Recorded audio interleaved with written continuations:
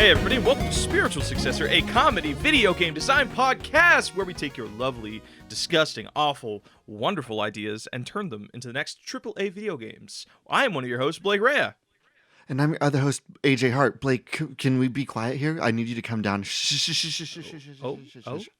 I'm not in the same house as you, but I'll be quiet. What's up? Okay. You need to be quiet also. Here's the thing. Here's the thing. Mm-hmm. Somebody's listening to this show. Somebody? Now, there's two possibilities. One, we have an eavesdropper. Or two, we have accidentally tapped into an unknown force. Let me explain. No. Okay. Well, this is bad because I thought this was a private channel. I thought you and I were like. I thought it was a private channel too, which is maybe more concerning because that means that we might be staring at the unknown, unseeable cosmic force that we've accidentally typed into. Let me explain. AJ, is it Jerry? At some point, Jerry from accounting might. Is he the mole? No, well, he's not on this call. He's not in these calls. We explicitly tell him that he's not allowed to be in the call. But you're stating that somebody's like listening in, right? He could be a mole. Okay, look. We're getting away from it because we need to. I need to explain the problem before you think. I need to explain the problem before we decide what it is that needs to be done about it. Mm-hmm. Blake. We did an episode and we said, ha ha, hee hee, ho ho. Wouldn't it be funny if we put things in a Final Fantasy game behind a paywall of something you had to consume? We used hot sauce as our example, but then Final Fantasy VII said, if you want this cool item, you will have to purchase Butterfingers. 2 weeks ago, we sat around and we said, hee hee, ha ha, ho ho, wouldn't it be funny if Lunatics Unleashed came back? And lo and behold, Lunatics Unleashed, for those that aren't in the know, Lunatics Unleashed came in for a brief cameo in the Animaniacs. And then there was another incident where, granted, our timing was a little bit off on it, and maybe this is another piece of evidence that it is not that we are being listened in on, but we have tapped into some sort of cosmic force a la Speed Force. We said, hee hee, ha ha, ho ho, wouldn't it be funny if there were werewolves in the Resident Evil franchise? Now, granted, the Resident Evil franchise jumped on that a little bit before us, because we said, hee hee, ha ha, ho ho, wouldn't it be funny if, and that was already happening. Here's what I'm saying. All of our thoughts come from someplace, so some sort of a great unknowable centrifuge of knowledge. And we are tapped into the same thing.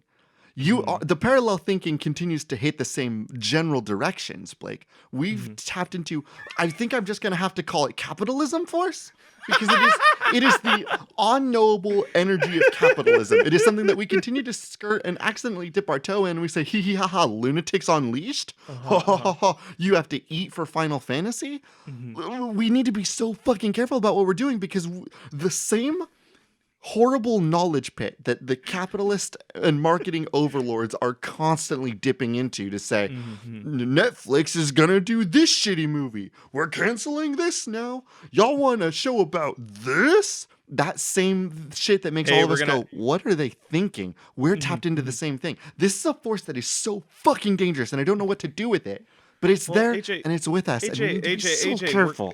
Spiritual Successor LLC is capitalist scum, dude. Our main goal is to make games that shouldn't be made and make a fuck ton of money off of it. So I don't see how this actually gives us a leg up, because we're obviously, our main competitor is Bethesda, and they're starting to trip up lately. So I think by using this capitalist force, we got to come up with a better name. Like, it's a pretty dumb name, admittedly, because you think, like, you hear Speed Force, gamma radiation, what's that one? Okay. Cosmic We can workshop the name on it. How do you feel about Succ Force?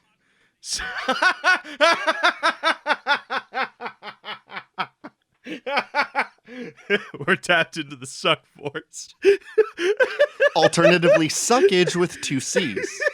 No, Succ Force is pretty good, because it's just, I love that Spiritual Successor walks like a weird fucking line. Like, anytime we talk about it, you and I just say, on Succ, and people that don't know what the fuck we're talking about always give us the weirdest fucking looks, and then I have to take that extra step, like I'm explaining to family or whatever. It's like, I have a podcast, and then I don't say the name, but it'd be like, on Succ, me and my buddy, when we're doing Succ, and they're like, what are you talking about? What are you and your Oh, buddy you doing doing? Succ over there? You're Hook me doing up. Succ with your buddy, and it's just always this weird moment. I like how Spiritual Successor walks that fine line. Also, my favorite beat is whenever we submit an ad to other podcasts and they tell everybody our Twitter handle, which is just Spiritual Succ with 2 C's. We always get a chuckle out of it, and I don't know if they legitimately think it's funny or they're like, I can't believe these fucking guys got away with that. That is so dumb. And that is part of the Succ force, dude. That's part of the Succ because force. it's because here's the thing. Because here's how I know that that's part of the Succ force is eventually we're going to be big enough that we can give discount codes, and we're gonna have to say enter discount code Succ. Succ force, which is such a good line for marketing. We're in this. Oh, we're in it. And you know what? I think it's a good idea because we're public facing. We can go ahead and we can be the ones that name this omnipotent force first. Because, McDonald's isn't going to come out and be like, oh, and this is the omnipotent force of energy that we tap into every time we want to come up with a new mascot. Big idea. When we submit our toy line to McDonald's, we call it the McSuck Force. And that's idea? It's a good idea. I'm writing that down. But what I'm saying is that we can brand this unknowable cosmic power, and I do think that we can go ahead and brand it Succ Force. So now, moving forward, whenever a brand does something fucking buck wild, we will all know they tapped into the Succ Force. To the Succ Force. Or more concerningly is that I think that they have better control over it because obviously we're not tapping into the Succ Force every time. Well, there's evidence that we are touching it, though. Unlike Barry Allen tapping into the Speed Force, where he's just kind of at one with it, what dictates your ability to enter the Succ Force is how much advertising money you have. You and I are two broke people, so it's just like we make a statement. Imagine what we could do with a budget. Imagine, yeah, like if you and I had like a Bethesda game budget, how we could just make Succ Force the game, and it would sell instantly, and we'd make a shit ton of money. But hey, I'm writing this on my resume. No, hear me out. If the next time I'm applying and I build out my website, I'm going to have like a little thing that just says Succ Force, and people that don't know, or the people that do know, they'll say, he has a tap for the Succ Force, and it's going to be a little highlight reel. It's going to have me saying, it's going to be dated. It's going to be like, I mentioned the lunatics unleashed on a public forum this time, and then they showed up. I said you would have to drink hot sauce for Final Fantasy, then you had to eat Butterfingers. And then at the end of it, it's going to say, I know about the ancient cosmic force that you tap into. This is what I was able to touch with no money. Imagine my potential. Please hire me for your ad fund. You know how else that could go? You put Succ Force on your resume, and then they look at that and they raise an eyebrow like, I gotta put this in the no right, pile. Because we're the first ones to brand it. There's probably like an inside baseball term for it. No, they just think it's like how a normal person would look at that word. It'd be like, oh, why are they I'm saying that kind of detail I'm saying that what we just coined as the resume? Succ Force, they know of by another name. They have an inside baseball term for that ancient cosmic horrible marketing force. Okay, it's like when one person comes up with a fun like slang word, and then you find out somebody else on the other side of the country is using it. There's that like argument of like who came up with it first. What do you think they call it? I don't know, like fucking. What is the Succ Force? I mean, like a Succ Force by any other name is just as horrible. I mean, I don't know. They probably it's capitalism, dude. It's just predicting capitalism. Like, I don't know if they have a fun word like we do. That's the edge that we have over them. Branding. Nice. Branding. All right, this is dumb. Let's talk about some games, dude. Hey Blake, not only do I want to talk about games this episode, I'm going to be training. Today's episode, I'm dedicating it to honing my ability to tap into the Succ Force. So this is like Professor Xavier's school for Succ Force, right? This is what this podcast is us training. I was thinking more akin to Goku training in high gravity, but yeah, we're both on the same idea of like, because it can't be Xavier, because like, am I gonna look at you and say, yo, you're Professor Xavier and you know what the fuck is up? No, you're young. No, you're you and I are both AJ, you're young Xavier. You got to think about it this way. You're training yourself, so when you get older and you lose all your fucking hair and you could just like, you sit and you look cool, you're gonna teach young, inspirational, capitalist minds the ideas of the Succ Force, and you're gonna imbue to them your power. That's how you need to look at yourself. Capitalism doesn't give back to younger generations, Blake.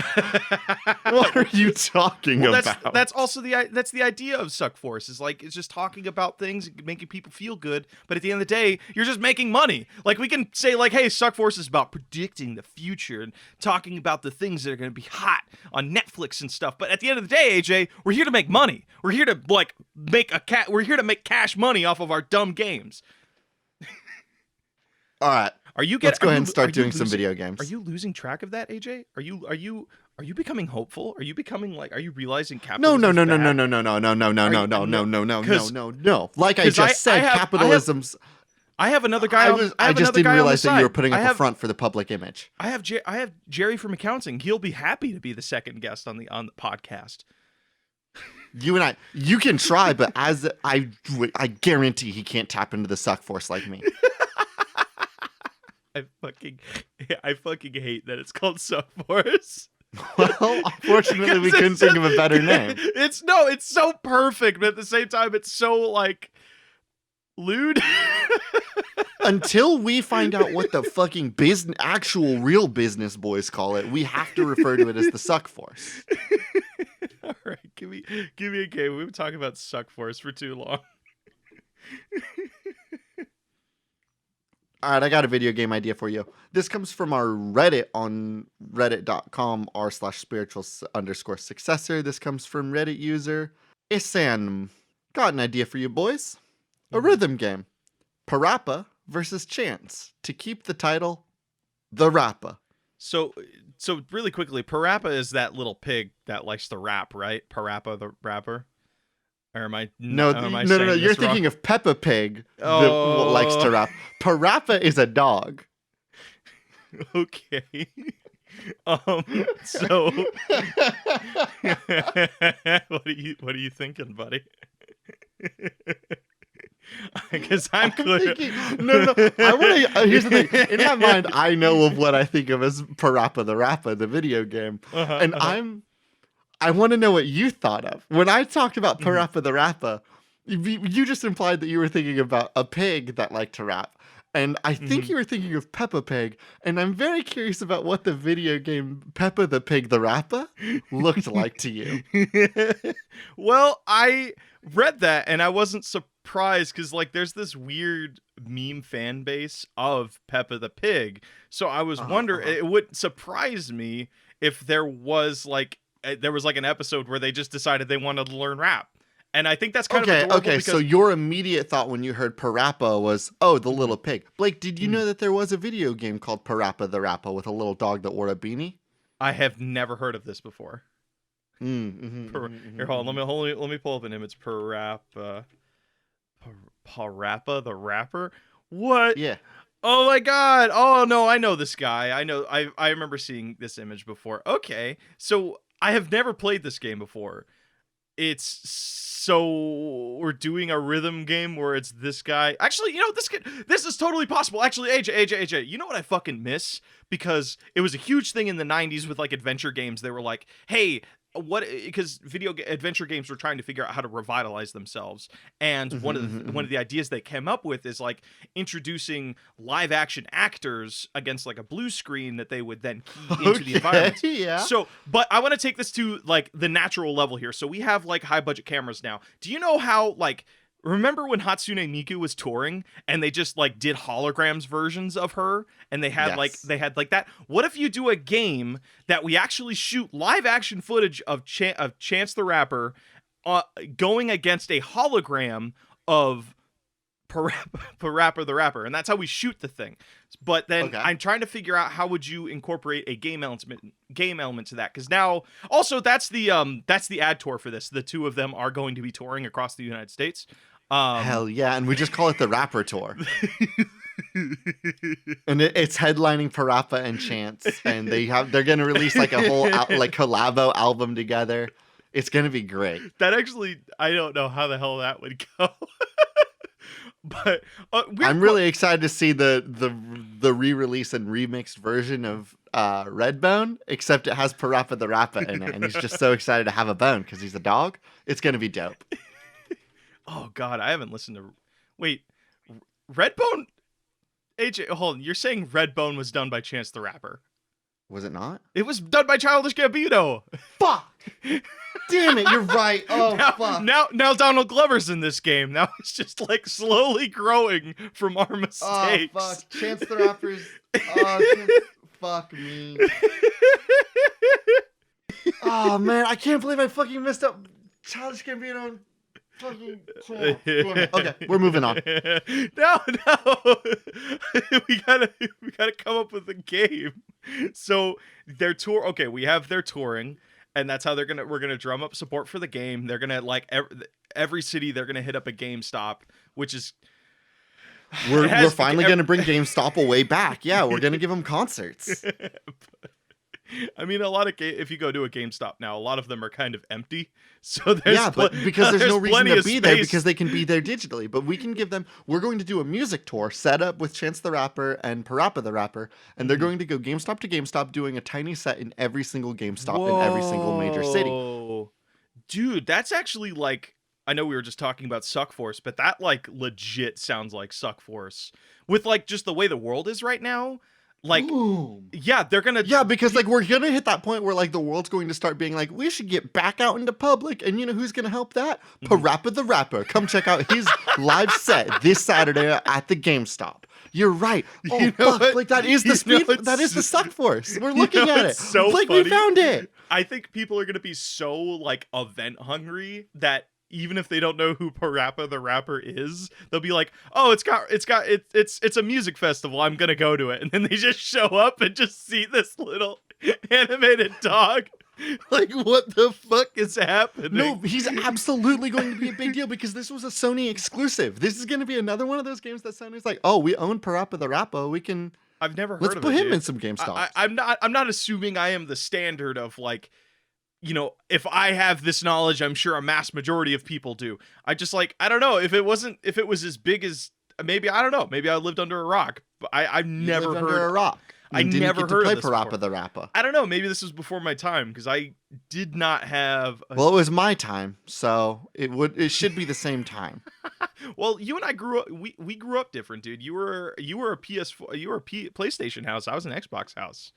So like sense. exclusives weren't really a thing like for me until I was like in college, where I started noticing like, oh man, I missed out on so many games. I need to start checking out some PlayStation stuff.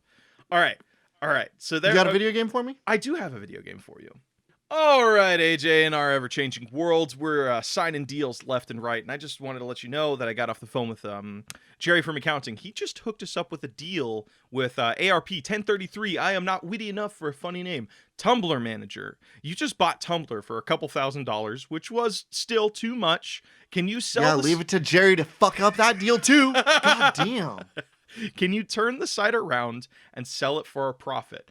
I want to take a little card from Reddit because they do these really wonderful things once a year.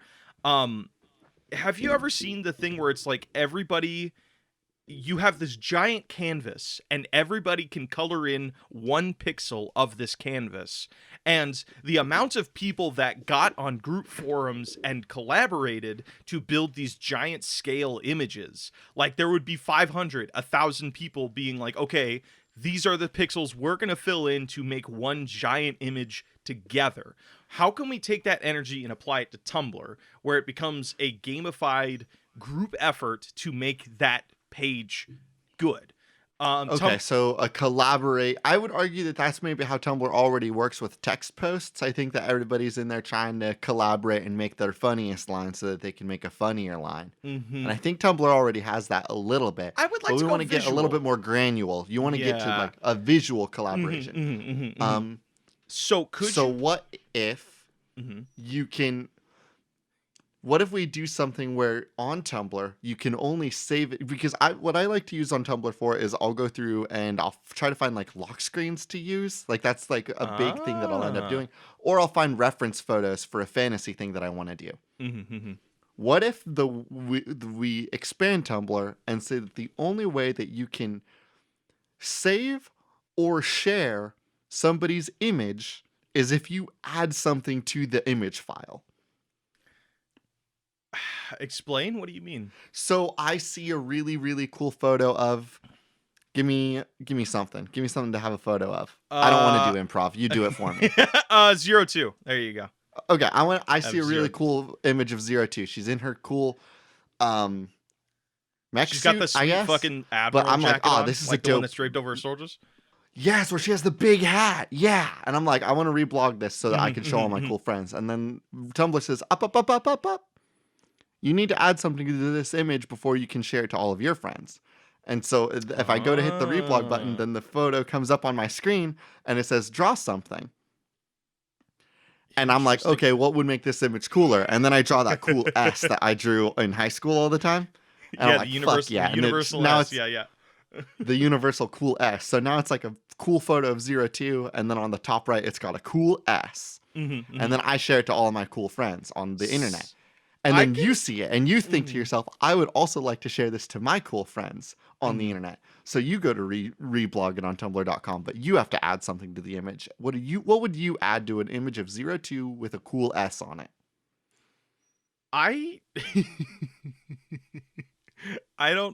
I'm trying to figure out, do I have to build off of the S or do I have to build off of 02? Because I'm trying to figure out. It is a new layer. So like in Photoshop, how you draw or like you do art, you add layers on top of things. I think it is a new layer on top of the image.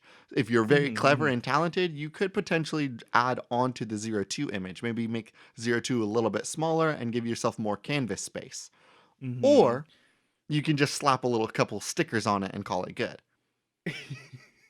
See, I hate this because then it's going to become Tumblr's like going off of what you were saying. Like, yeah, I like going to Tumblr to get a lock screen and then you log in and all you see are just like, you go to the 02 tab and it's just people drawing like things that aren't 02 and messing up the wallpaper. Like if I were handed, if I go in and there's a really popular image of 02, I would fire it up and I'd see the cool image of 02, but I might just see her hat because people have like drawn like glasses and a little mustache on her, maybe like a little demon tail and like 5 cool S's and a bunch of hearts. Maybe somebody shrunk it down and then on the top wrote "she stinks" all in like a big uppercase over the top of it. Like people have really just dumpstered this image, and I think to myself, I'm so glad that we as a team, as a group, as collaborators have all come together AJ, to just absolutely pimp out this image of 02. You know what would happen if I was handed an image of 02? I'd copy paste Ichigo's head, because Ichigo's best girl. I thought you meant Ichigo Kurosaki of Bleach fame. Yes, actually, that's funnier. Yeah, I'd put Ichigo's head on 02. Now, I would do that with every image. Every image I saw, I would reblog and copy paste Ichigo Kurosaki of Bleach fame onto the face, and I'd say, man, screw every anime character. Bleach Ichigo Kurosaki is the only anime character that matters. I mean, that you're leaving out Uzumaki Naruto, and that's an actual travesty. That's heresy. No, I'm sorry. Look, it's not my fault.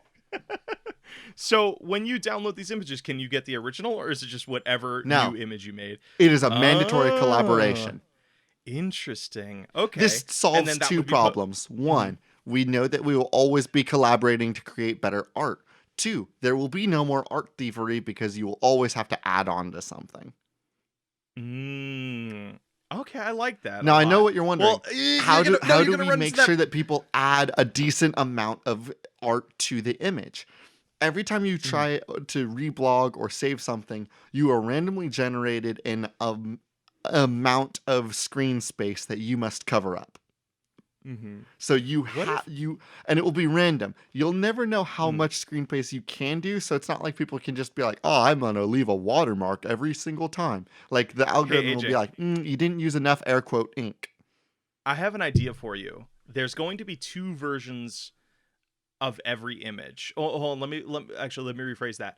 You know, like on an iPhone or any phone, it has a night and day mode that you can turn on depending on like where you want your eye comfort to be. What if Tumblr utilized that, and when you're in night mode, it enables an invisible ink sort of thing. So like a blacklight mode. So what if you have these images that look totally fine on the surface, and then you take a blacklight to it, and then it's just a completely different piece of art? And I'm trying to think that would be kind of cool because it would be like this rule. because because I feel like Tumblr of all places would come up with really fucking cool like ARG games out of that, where it'd just be like, yeah, What? you need to, You apparently have yeah, touched a no, very like, different Tumblr than me. I feel like every time I've been on Tumblr or like interacted with people that I know use Tumblr, a lot of the images, a lot of things they discuss are like BuzzFeed unsolved mysteries or cryptids or things. I Yeah, feel yeah, yeah, that's but that's an not built integral into part of like the the community. Tumblr layout. Like those are just things that No, it's people not. No, post. it's not built into the Tumblr layout. But I feel like if we're trying to revitalize Tumblr, we got to lean into the things that were popular. So there's a lot of foodie Supernatural, stuff. Doctor Who, and the third one, Was it Cat? Sherlock. No, it wasn't Castle. Sherlock, Doctor Who Lock. Yeah, God, that that was an era. But I'm saying like if you enable the blacklight mode, you could do some sort of thing, or it may be even cooler. The community utilizes it to tell their own ARG stories that are discovered over images, and they're hidden in the images. But maybe I don't know. Maybe you would have to figure out. I don't know how they would organize it. Be like, hey, today's topic is these images, and I like you the need to idea look at these of images to find. I like the idea of a blacklight mode that people can add to. So there's Mhm. two different versions that they can add to. My problem is that that means that like the community will wisen up automatically and just assume like, oh, I'm just gonna look at things in day mode, so I don't have to deal with anybody's like dark mode additions, and that Mhm. sucks. We can't Well, I have mean, hidden like, go. additions. No, go to any site and you're gonna experience that. Like Reddit, I think is like the best example. Is like, yeah, there's a bunch of ARG shit happening on Reddit every single day, Look, but look, look, look, like look, look, look. I do you. want the ARG Mhm, thing mhm. to happen, but we can't build in an ARG thing that I can so easily see as a way to circumnavigate our mandatory collaborative art system. Okay, so okay. All right. I mean, yeah. So day and night system, where basically you can like do a blacklight mode on all of the images, and Yeah, that then has to a be thrown daylight. away because then people will just say I don't want to look at the dark AJ. mode things, Oh so they fuck. never have because the AJ. community like everybody in the community will just be like, "Oh, yeah, in order to reblog the art you like, you can just go into dark mode or day mode because nobody uses that and just draw there and then no one's going to see it." So Okay. see, Okay. I've Say already undone say. all of the fucking hard work that we put into tumblr.com. Well, And are you also going to keep let in us get mind, caught out like that? Come AJ. on, we're professionals. Keep in mind though, the likelihood that somebody's going to discover an image right after it was posted for the first time without any edits is so unlikely. So any image you're going to come across is already going to be like altered. Two, I think it would be so fucking cool because this is becoming popular, doing like limited windows of availability, like how Nintendo's doing with their game, like the physical version of the All Stars and that other game that I have not played yet, like Mario 35 or whatever. Um, every image has a lifespan from when it is posted, and the image can only stay alive if it has been altered. So, like, hey, an image was posted. It has 24 hours to be reblogged and edited before it is removed from the site. So you will have these images or these Images can only contents. stay alive if they are constantly being modified and adapted and adjusted Yes. for and to. Yes. So then you'll have like you'll be 5 years into the social media platform and be like, yeah, this image was from like day one, and everybody constantly makes an effort to edit it at least once a day. So you just have these Yes, layers yes, upon yes. layers, and you know what you should do?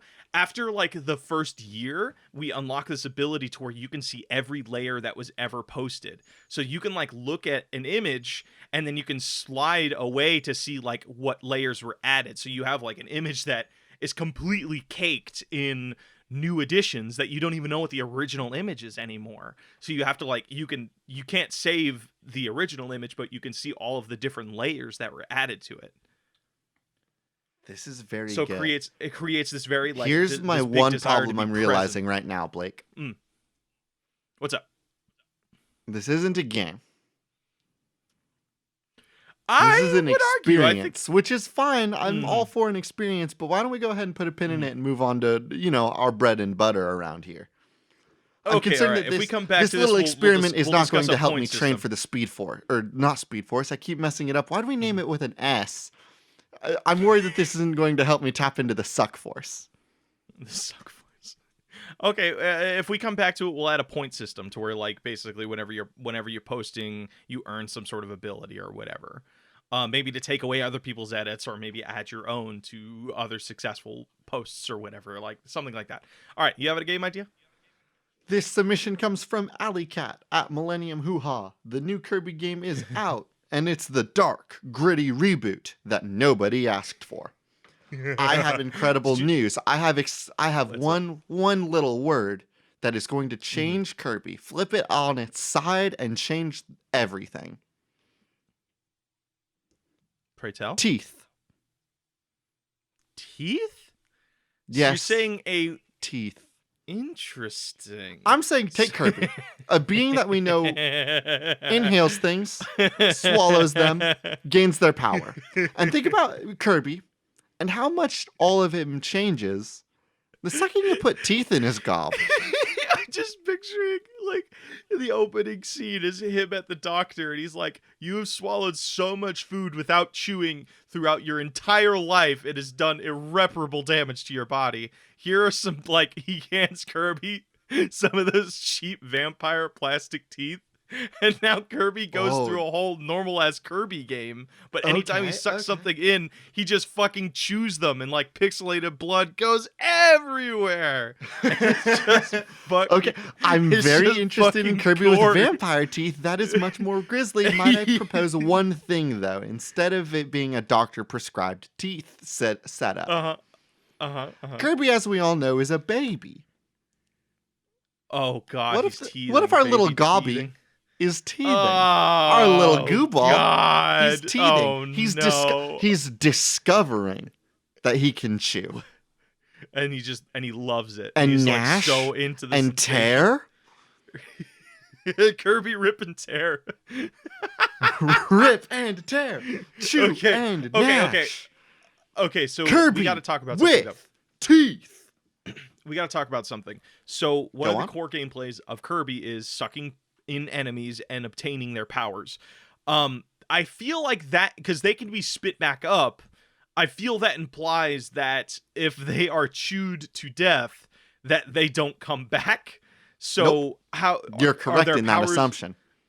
Are the powers then absorbed into Kirby's new teeth? So all of the powers are teeth based? Are all the teeth, here's how we gamify this. If a Kirby chews, if Kirby swallows Waddle Dee, is he the one that shoots the laser? No, Waddle Dee's the little dude with the spear. Yeah, I honestly have. It's been so long since I played a Kirby game that I do not know the names. But just say the power. Just say the power guy. Yeah. A little laser beam. So if Kirby swallows up the laser beam person and he becomes Laser Kirby normally, but if you decide to chew the person, if Kirby decides, chomp chomp chomp, gar gar gar, then the numbers will go up one. The numbers go up every time he chews and swallows, so that the enemy will be dead forever. Numbers go up. Oh my God. We can add in more RPG elements, and I think that just adding one number, here's the important thing. Only one number goes up for Kirby every time he chews and swallows and consumes somebody for power permanently. So every time he would use the laser beam power from then on, it's a little bit more strong. He sees another person, every time he sees an enemy, he can decide to consume them, chew them, eat them for a permanent upgrade, or grab them and swap his Kirby form at the moment. Interesting. So there's always a little bit of risk reward. Ooh, do I want to use that power, or do I want to save that power so that the next time I want to turn into Car Kirby, I'll be a little bit faster? Interesting. Okay. So how does that look like in terms of a level? It looks like a Kirby game. I mean, it is just a Kirby game, I think. Maybe a little bit. Oh, it's a dark gritty reboot. So one thing that we got to do to Kirby is we do have to go ahead and just like, you know, that contrast slider, how everything's like all bright and colorful. We're going to slide that a little bit down. Now it's all grayer. I love the idea because, like, Kirby, if I remember correctly, in the newer games, the way they did it, like with Kirby's like Carpeted or Adventure, or no, that's Yoshi's Carpeted Adventure. The one where it like a yarn, like a tale of yarn or something. Kirby's Yarn Adventure. Yeah. basically he goes to worlds, and each world has different theming. So what if you did that? This is taking place. The reason he has his teeth is that he's going to some Halloween style world. So all of the enemies are like Halloween monsters. You have the sheet ghost, you have the vampire, you have the werewolf, you have a giant jack-o'-lantern.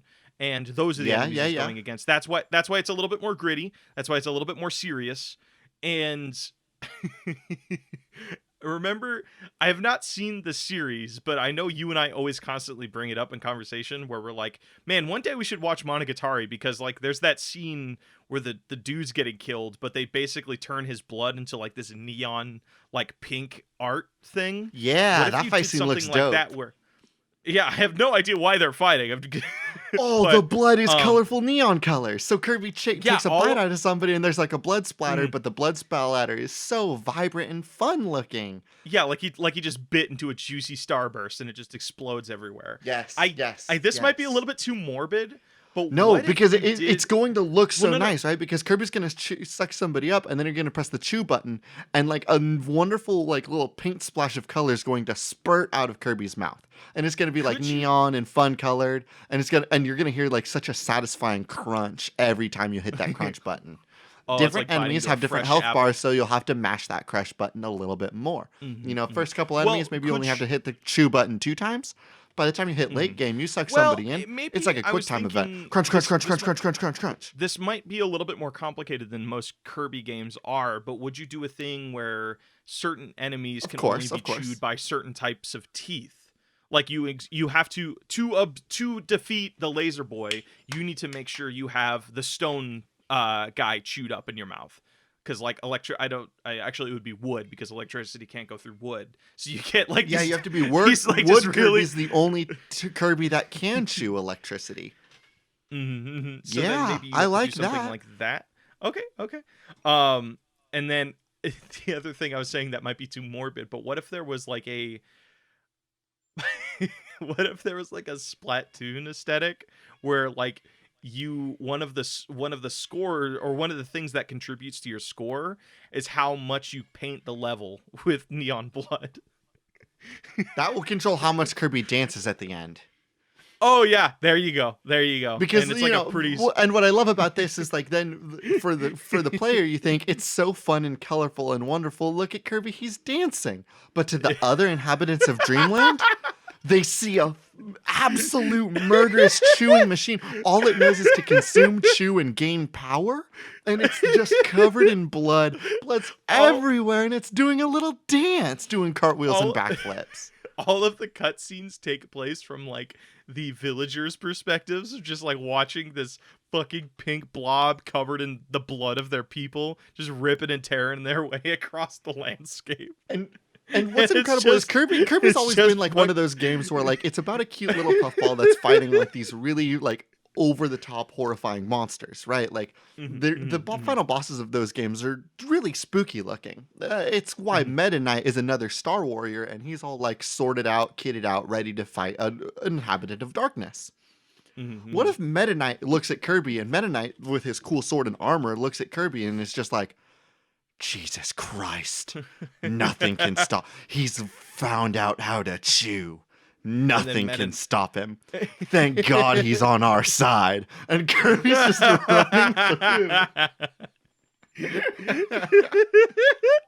And then, like, towards the end of the game, Kirby starts losing their mind a little bit. They're like, I just gotta chew.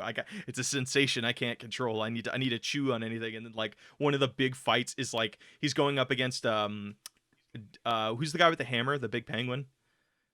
King Dedede? King Dedede, and King Dedede grabs his mallet and is like, I have to end you to save that. Like, King Dedede becomes the good guy because he understands how fucking dangerous this is. He takes his hammer and swings it towards Kirby, and Kirby just looks at him, big wide eyes, and right before the mallet makes contact, he just opens his gullet to reveal like blood-caked teeth, chomps down on the mallet, and then just shatters it into pieces in front of King Dedede's eyes, and he's like just like fucking loses his shit. King Dedede is like, of course going to run away because we can't lose that sequel possibility. Meta Knight is the true final boss. Yeah, That Meta Knight sees Kirby. Kirby finishes the final boss, like the air quotes, what we think is the final boss of the game. And I think what's important is the air quotes final boss of the game is going to have like this, like the chew mechanic cutscene, but it's going to go on for so long. Like the player's going to be sitting there thinking, this is an uncomfortably long quick time event of me mashing the chew button, and then the boss is going to get out, and so you have to eat the boss a second time, chew it for an uncomfortable amount of time, and you're just going to do that, and you're going to, every time the boss climbs back out of Kirby's horrifying chew maw, the boss is a little bit smaller, a little bit more beat up, and like you as the player cool. like hit this point with the final boss where you're just like, man, I'm really just gobbling this dude up, huh? And it becomes very uncomfortable for the player. I want to kind of replicate the final quick time event in the Last of Us scene. If you haven't played that, if those who have know how uncomfortable that is. I want that, but as Kirby chewing somebody. And then you get to the real final boss, and it's Meta Knight thinking, like, you get to the Meta Knight fight, and you're like, someone has to stop me. The player has to think that. I want the player to be like, someone has to stop me. And then Meta Knight shows up. I want the player to hate Kirby by the time they're done with it. I want the player to be like, I don't know how to stop Kirby. I don't know. It is so hard to get them to hate him after like going through 10 levels of just a visual delight of just exploding neon paint everywhere and just great news. I know how to fix happening. That. Okay, how do you fix that? So Kirby has this fun mechanic where like it's zones and there's little doorways that you have to go in, and every time you go through a doorway, the camera like shrinks down to darkness around the doorway. I think that every time you go through a doorway for about one frame, flash, you see the world not covered in the fun, sparkly, glittery colors that you've painted the world out to be with your cool chewing. You see it all red. Just for one frame. All of the blood is red for a singular frame, and then you move on. And you're like, that was weird. Anyway, back to the fun gameplay. I'm so happy you mentioned that. I feel we should totally lean into that because I was on the exact same page as you because Shovel Knight does the same thing. It does it at the end of the game where it just shows you like, hey, here's every level you went through, but like here it is like after all the changes have happened, like the evil people aren't there. What if at the end of every level it shows you like as like the loading screen for the next level's happening, it does like a left to right pan of the whole level, and it's just like showing you like, oh yeah, I remember where I killed this dude here, where I killed this dude here, and instead of it being like the beautiful like pinks and highlighted greens and yellows and turquoises, it's just deep blood and sinew and bones just like littering the landscape. I think that's far too on the nose. Here's what I'll give you. It is the one frame flash as you go through the game, and it's just for that one zone, that one time you go through a doorway. It is at the very end of the game when Meta Knight has his monologue about how he must be the one to stop you as the only other true Star Warrior. And during Meta Knight's really cool monologue about the fact that Kirby has become a being that is unstoppable and can do so much good, but alas, Kirby will grow bored, grow hungry, and destroy again. He'll just turn into Galactus where he's like, you will eat the planet if you are left unchecked. Yeah, Meta Knight looks at Kirby and sees the death of the universe in his eye. And so Meta Knight has a whole speech about how he must stop Kirby first. And while you see this cool speech from Meta Knight, then you pan through the whole world and see everything not all colorful and fun, but now all dark and grisly. Okay, there we go. I think that's a good way to do it.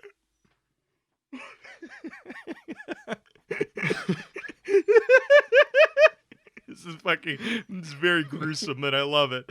All right. You want me to give me a new game? I definitely want to put a pin in that one because that's pretty damn good. Why don't you hit me with one more?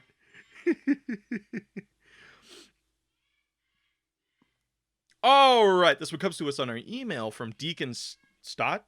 Yeah. Super Star Wars. Mario and Luigi show up in the Star Wars universe. All right, AJ, this totally kind of works because of it's the next Super Mario Galaxy game, but it's in the world of Star Wars. And I'm trying to figure out, I think it would be so fucking cool because I want Luigi to have a good game finally.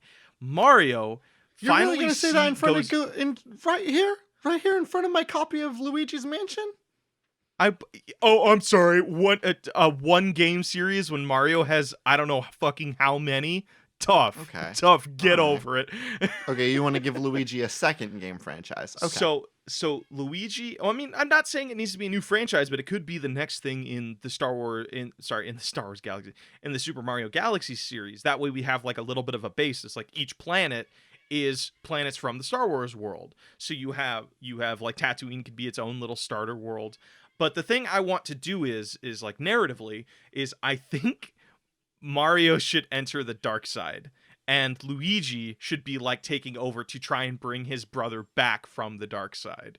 And I think Okay. just the idea of Mario kneeling at like Palpatine's feet and he's just like just in his very high Mario voice, I swear to I will do evil things. Yes. And then, Now rise, Darth Plumber. Darth Mario. Darth Plumber. He's not gonna go by Mario still. It wasn't Darth Anakin. What are you talking about? Darth Vader? Anakin. He became Vader. He was not a Sith when he was Anakin, or maybe. Yeah, he but there's was. no I don't Sith know. that just keeps their name, right? Like Darth it's Maul. not Like all of the. his name What are you wasn't- talking about? No, his name wasn't Maul before, was it? I'm very, very certain. Here, hold on. Darth Maul. Yeah, go ahead and hit up the Google machine. Find out if Darth Maul had a name before. Yeah, it looks like it's Maul, dude. Yeah, it's just Maul. I've decided I hate Star Wars again. What? I mean, 'Cause I I can't was blame wrong. you. It's My allegiance is very fickle. well, you're not tapped into the Succ force, dude. You gotta be AJ. Use the Succ force. Okay, here's what I can tell you about the Succ Force. I don't think the Succ Force is going to be giving Mario or Luigi a lightsaber. I totally disagree. I think those little boys with lightsabers duking it out in the final battle is what makes this game pretty fucking big. Dude, Luigi, like, instead of like in Mario Odyssey, like one of the big mechanics was that you can throw I'm your not hat. arguing that it They wouldn't be already dope. have I'm the not stuff. arguing... They can throw I'm their not saying it wouldn't be lightsabers, dope. AJ. I'm not saying it wouldn't be super cool. I'm not saying it would not be amazing. I would love to see this. I'm just letting you know. Hold on. I'm calling the shot right now. I'm tapping into the Speed Force. I'm looking at the Succ Force. Sorry. I'm looking at it. I'm going to dip my hand in right now. I'm putting my hand into the Succ Force. Blow my hand out.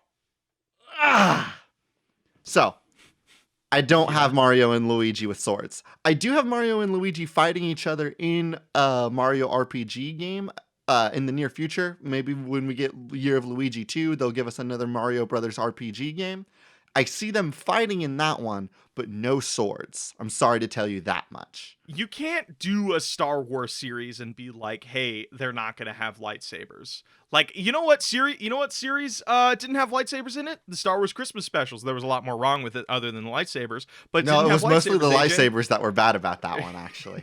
AJ. Also, in I haven't watched like more than 3 episodes in The Mandalorian, but And that's because he doesn't have a lightsaber. Well, If no, Mandalorian had a lightsaber, you would watch more. No, I think that's what the writers are planning for, because I think somebody shows up with like a dark saber, and I think the Mandalorian is going to get his paws on it, because that's what everybody wants. Everybody's like, I want to see Baby Yoda eat an entire civilization, and I want to see the Mandalorian have his own lightsaber, because like those are like the 2 big things. Also, Ahsoka's now there. Wow, I'm realizing I know a little bit more about Star Wars than I thought I would. I didn't like it growing up, but it was like one of those, it was like Bible Man. It was one of those movies that was just always on in my house. Yes, Bible Man. If you don't know what that is, look it up. They also have Bible Man is my favorite Star Wars spin-off. Hey Blake, are you ready to pick our nug? Yeah, I'm ready to pick our nug. What do you I think it's feeling? Kirby. You think it's Kirby? Yeah, I also think it's Kirby. All right. Okay. So No, here's the thing that we need to do. Well, we need to do boss fights, because I know we forgot that last week, and we need to do boss fights. We do need to do a boss fight. All right, but what are you thinking? Like, what else do you want to build on? Well, I think that I want to work on a title, but why don't we go? I think the game itself is honestly pretty locked. It's a Kirby game. Every time you eat somebody, you can choose to chew or swallow. If you swallow, you get a different power. If you chew, you upgrade the powers that you would normally get by 1 point. Now, granted, the points are going to be very large by the end of the game. There's probably going to be people that want to go back and grind and 100% the collectibles and all of that fun stuff we all love doing about Kirby games. Uh-huh. Could you do a thing? I think we're ready to just move on to bosses. No. I want to talk about the powers a little bit because They're with normal Kirby powers, laser, sword, punch, robot. No. What I'm saying is I would love it if there was a little bit more like complexity to that. So say you really like one specific power, and like let's say the points aren't like there's the points that you accumulate that influence your dancing, but like the powers don't. You don't need to collect points to grow them. What I'm suggesting is say you really find yourself Say you really find yourself liking the sword power, and is like every time you absorb another person with the sword power, it stacks. So you absorb 1, you get a sword swipe. You absorb Absolutely 2, now not. you can do a thing where what? Why not? Because here's the thing about Kirby. Look. Mm-hmm.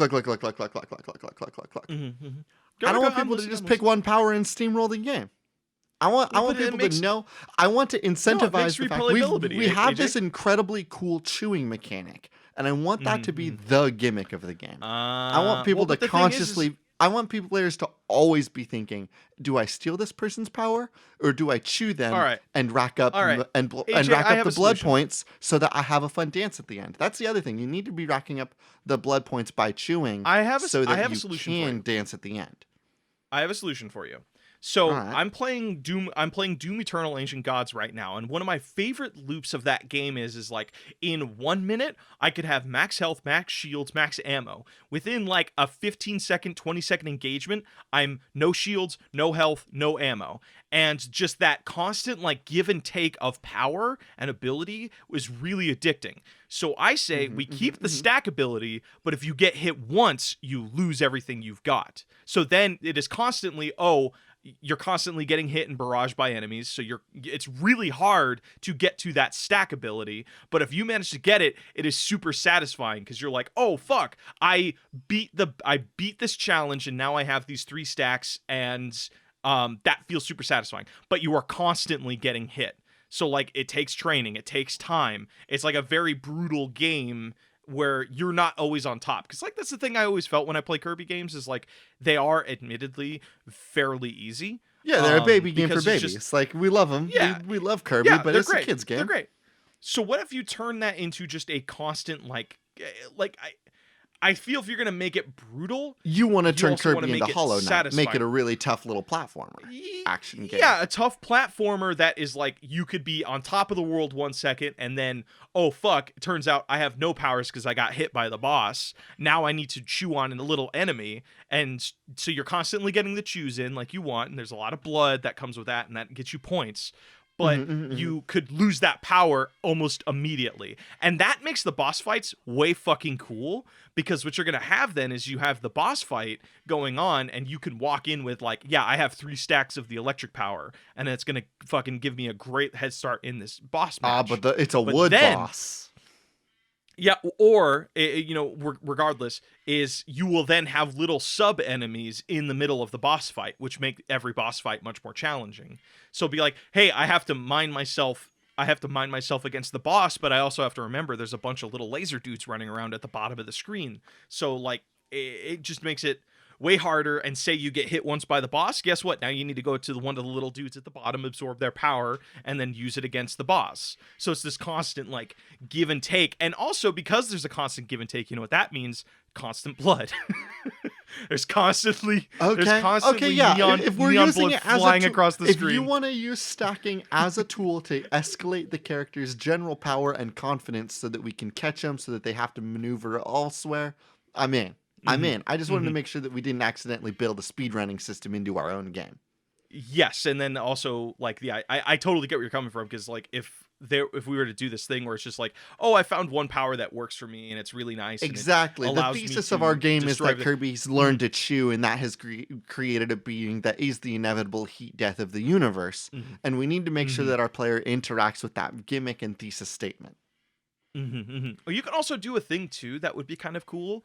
Um, Kirby has, like, let's say 3 slots in his stomach.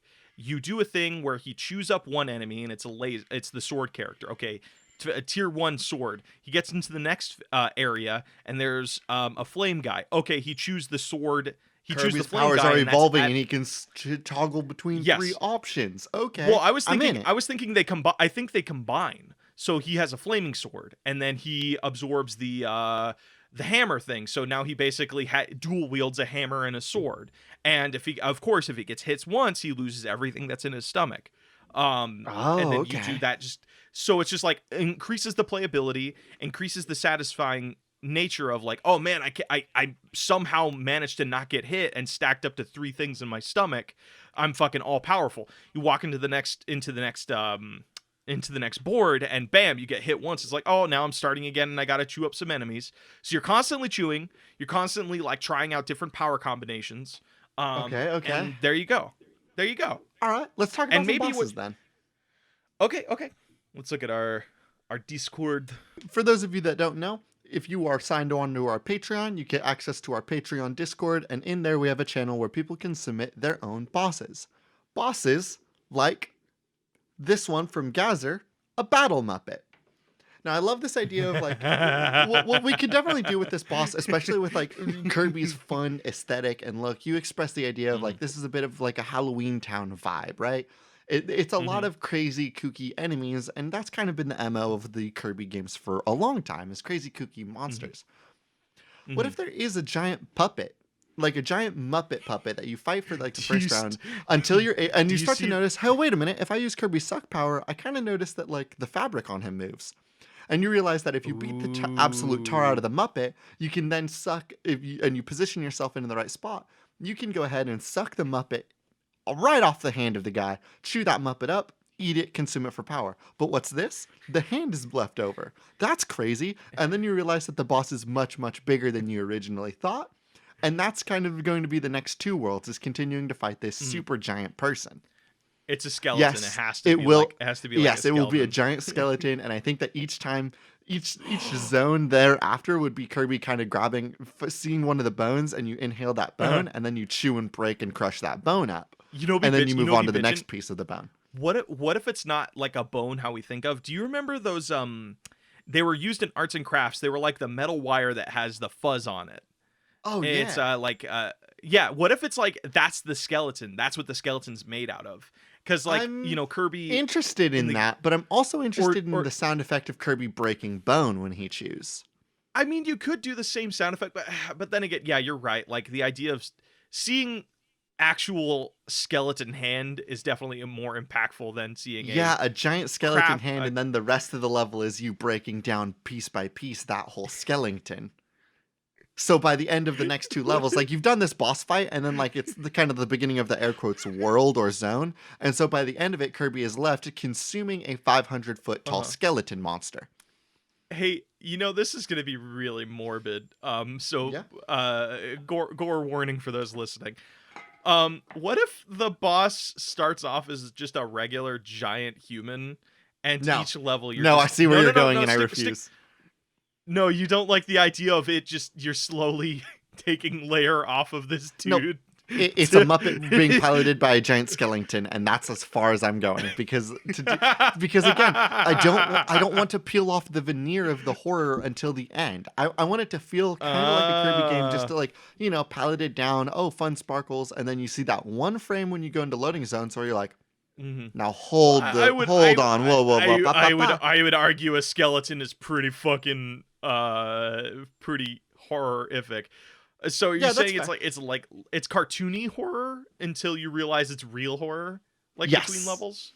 Like it feels Okay, like okay, Kirby's in okay. I can get Dreamland I can get you. until kind of like those between level things where you see that frame where everything's all desaturated and red. Maybe some of the Mm-hmm. bosses have dialogue that's a bit more uncomfortable than we're used to seeing in a Kirby game. And then, of course, we have the uncomfortable moment where you do chew a thing to death. And then we have the Meta Knight monologue about Kirby being the end of the universe if he does not stop you there.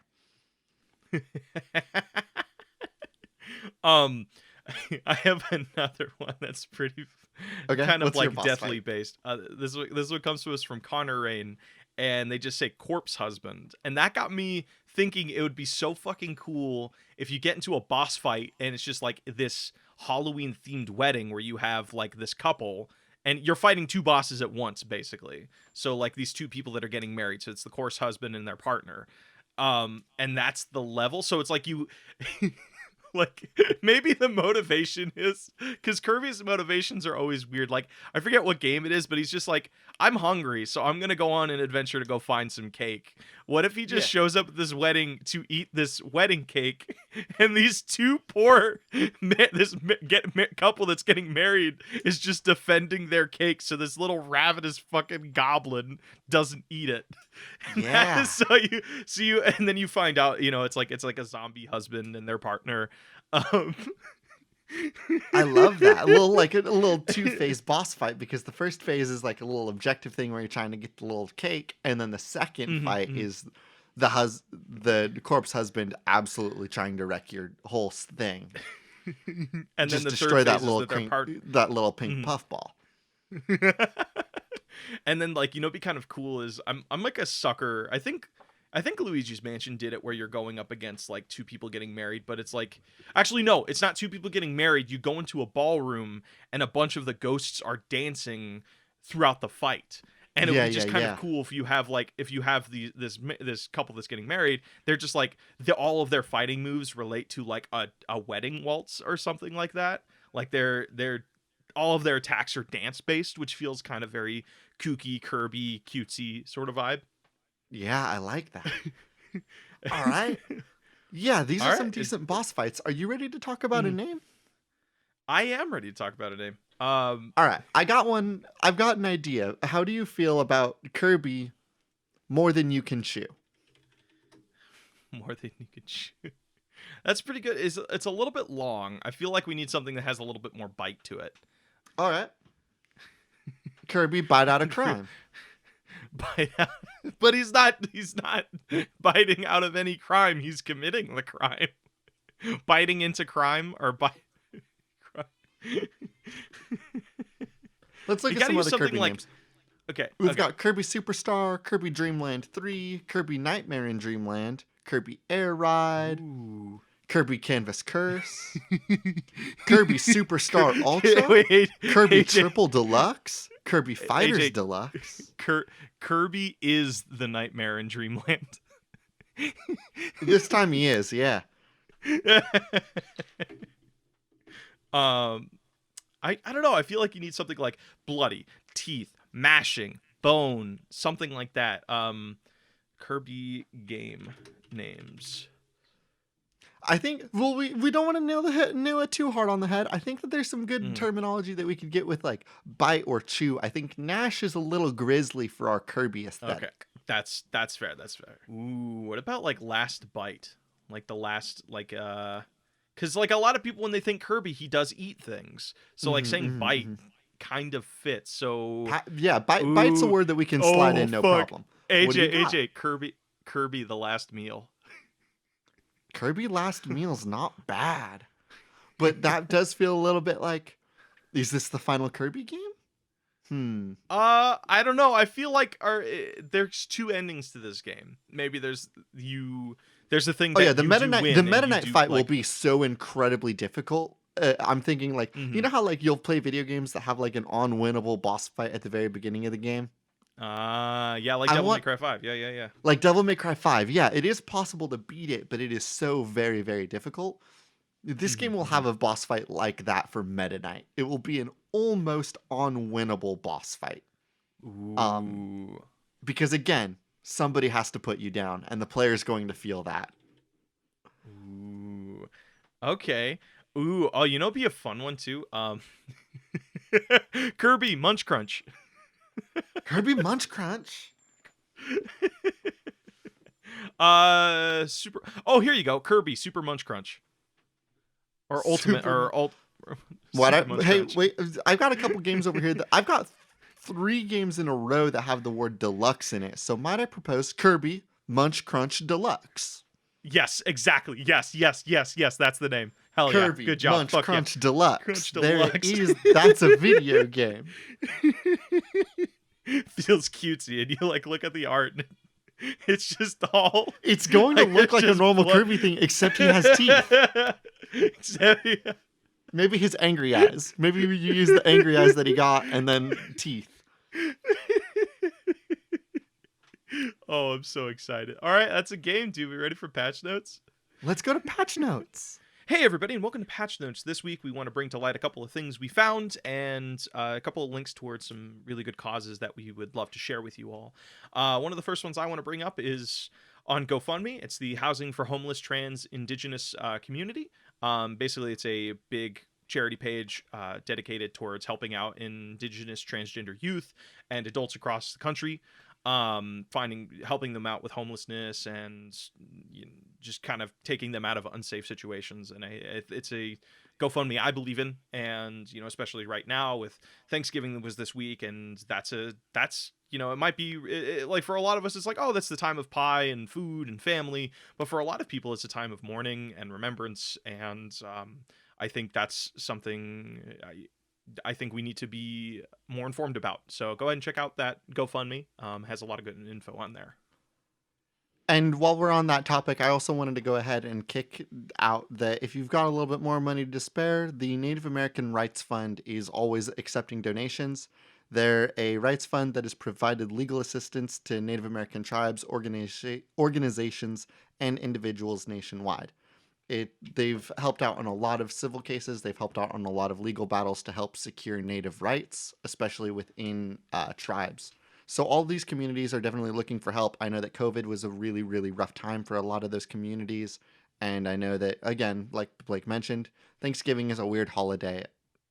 It's a great time for families, but it's not maybe the most incredible historically. We've been shoveled a lot of lies about what that holiday means and was and is. Yeah. So don't be afraid to educate yourself a little bit more about these things. Hey, we're all learning. Yeah, I didn't know like anything about really any of the Native American tribe stuff until I started actually looking into it, because it was not something necessarily in our educational system. With that being said, thank you all so much for listening to the podcast. It's been an absolute blast as always. Our intro and outro music is Cheap Shop by Anamanaguchi, an excellent song from an excellent band for an excellent game. I have been your host, AJ Hart. And I have been your other host, Blake Rea. This has been Spiritual Successor, and these are cool games that should not be made.